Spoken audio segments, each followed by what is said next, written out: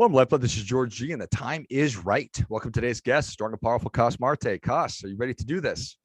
Yes, let's do it, George. Thank you. Yeah, excited to have you on. Coss is the founder and CEO of CONBODY and CONBUD. He was incarcerated for over 7 years, where he reevaluated his life. Now he's working to help others and destigmatize those who have been impacted by the war on drugs. Coss, tell us a little bit about your personal life, some more about your work, and why you do what you do.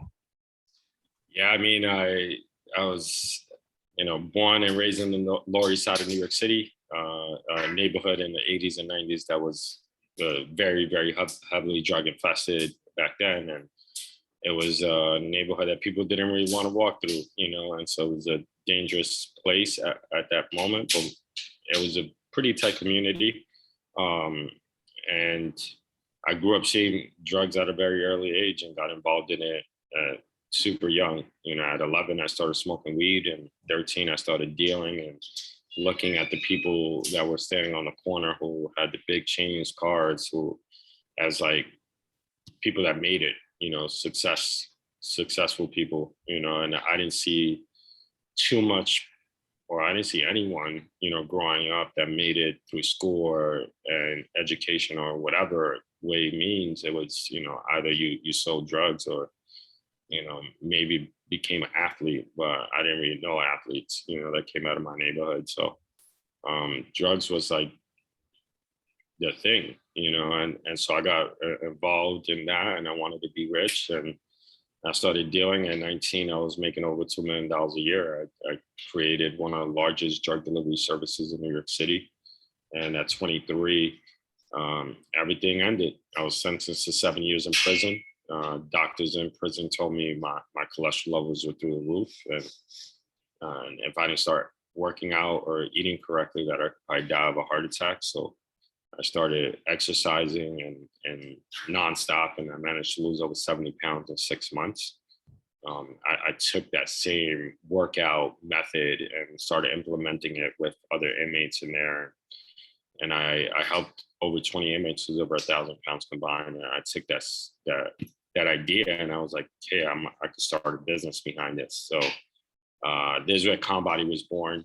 I was released. I started it, doing it in local parks, renting out ballet studios, and just hustling and grinding for the last 9 years with that. And then CONBUD was all derived from the injustices I saw in the marijuana space. Just seeing people that have been affected. I was arrested at 13 and went down a whole spiral, being stuck in the probation, parole, jail, prison system for 17 years. So it took a while for me to escape that world, but to come out and then see people that have never even touched the plant or even been around it, become rich off of it. And then us that have been affected by it, we couldn't get in the game. And it was unfair system, but New York State decided to regulate that and make that more social equitable space by selecting the first licenses to be going out to individuals like myself who have a profitable business and also have been convicted for marijuana charges. So I'm jumping on that bandwagon now, and I launched CONBUD, where we're going to be hiring people that have been affected by the war on drugs to sell marijuana, not drugs, but just marijuana. Got it. Well, I appreciate you sharing your story. So how long have you been out of prison? I've been home 9 years now. I've been home 9 years. So when you're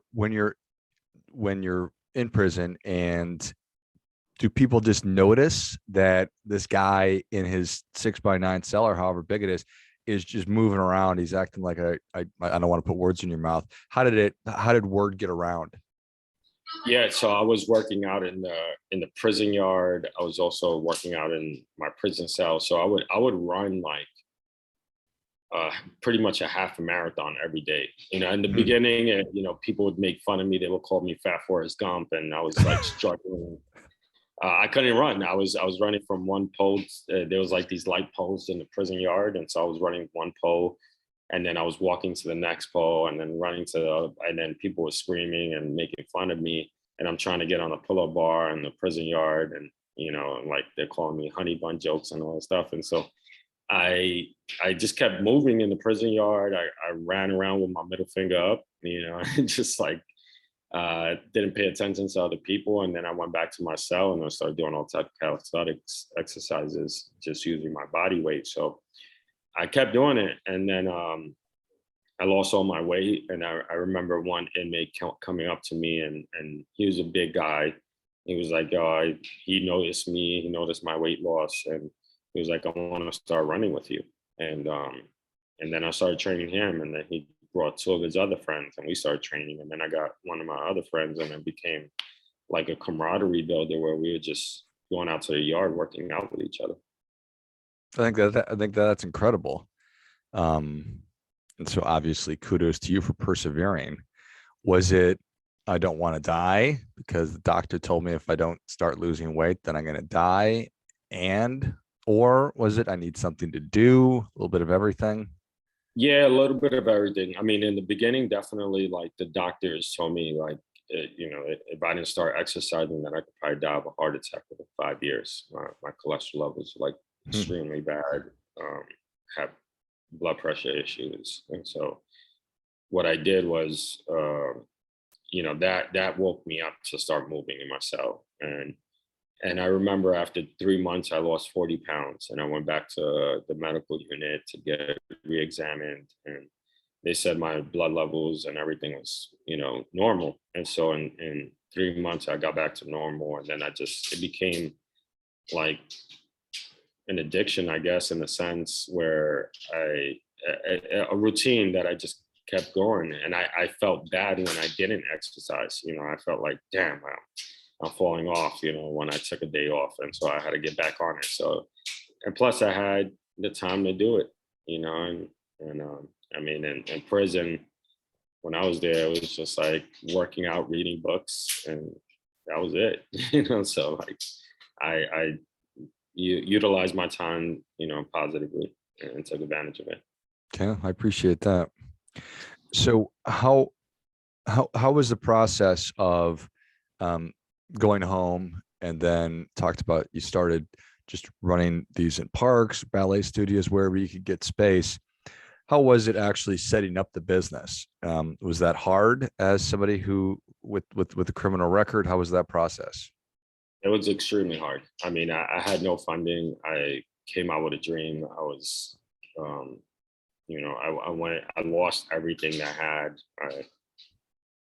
The only thing I had was like a few hundred pairs of Jordan sneakers from back in the day, and I took those and sold all of them and used that as startup capital.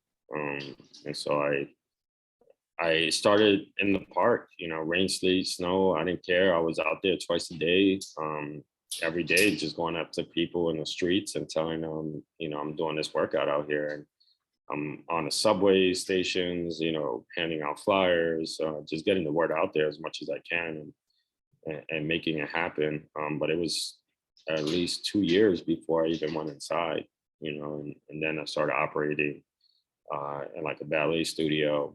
Um, and then I got a sublease from a daycare center. And I remember like the daycare center, they were like, "Oh, so what are you doing?" I was like, "Yeah, I'm teaching Pilates classes." Because, you know, when I used to tell people prison style boot camp, you know, they used to be like, "What? You know, what is that?" And then I would tell them my story, and they'd be like, "Nah, you can't have that here." So Sounds great. you know, I had to manipulate, you know, the principal, but then she found out it was a, a prison style boot camp, so they try to kick us out, you know, and so then I moved into actual space. So looking for actual spaces, even when I had the funds to do it with, was extremely difficult just because nobody wanted to rent to me. I had that stamp on my record. You know, every application I had to fill out, I had to disclose my past, and so I was being judged, and I got lucky by finding a ad on Craigslist for a basement on this exact same corner where I sold drugs at, and the exact same corner where I got locked up at, and it went back to a full circle, and I opened up our first facility there. That's wild. That's the universe connecting dots. It's crazy. It's crazy. So you start enrolling people. You're in the park, you're chasing people down, you're stopping people who are walking by, and you successfully do that, obviously, and just hustle like crazy for 2 years. And then you finally, everything comes full circle and you get this studio space or this basement space.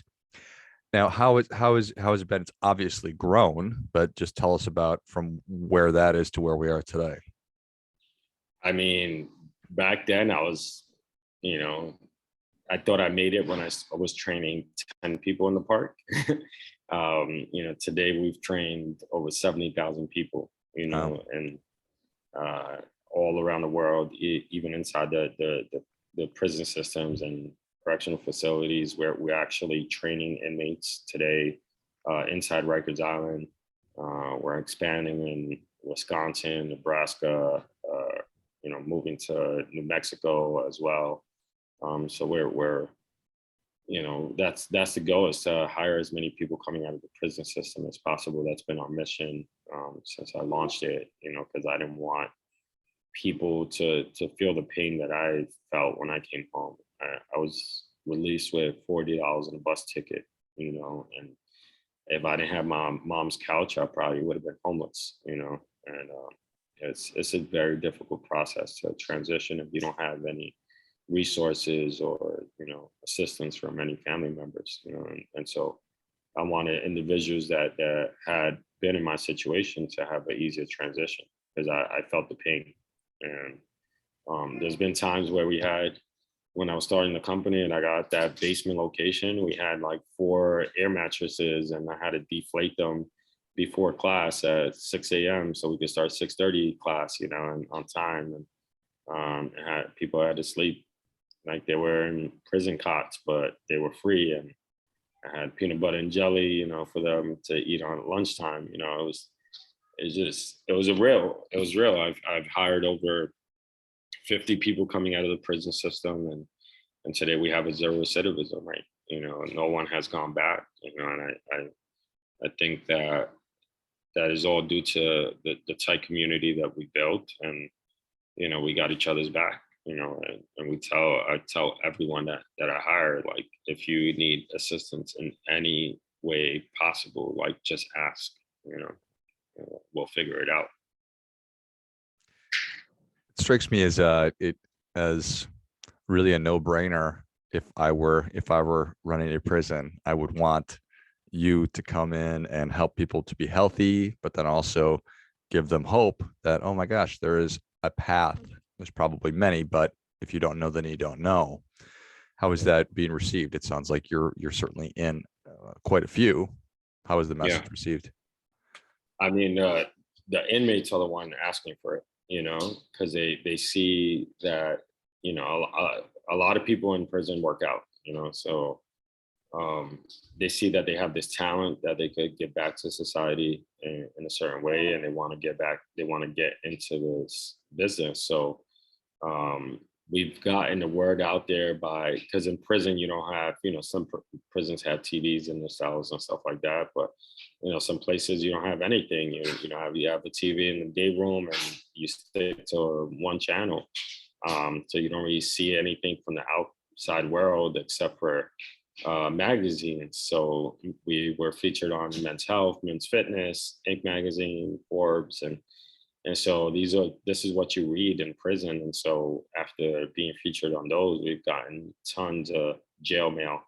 I call it fan jail mail, because a lot of people asking, for jobs, and I haven't grown enough yet where we could provide as many jobs as I can, but that's the goal that I want to reach one day, is to give back in some sort of way, and especially in fitness, and now marijuana.